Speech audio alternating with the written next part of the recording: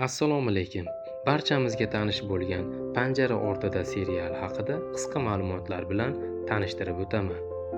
Panjara ortida seriali 2005-yil 29-avgustda efirga uzatilgan.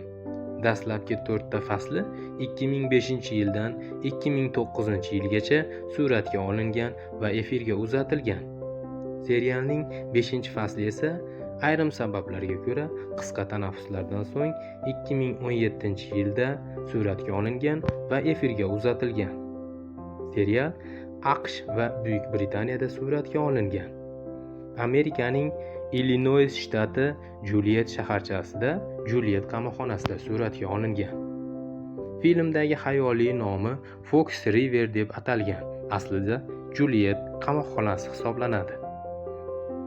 Serial ikki aka-uka to'g'risida bo'lib, Michael Scofield va Lincoln Burrouslar haqida.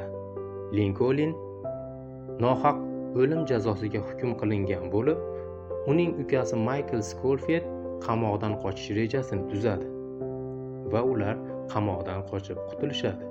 Lekin asli muammo qamoq tashqarisida bo'ladi. Serial 88 qismdan iborat bo'lib, tugallanmagan serial hisoblanadi. Hozirda 6-mavsumi serialni suratga olinyapti noyabr oyidan boshlab.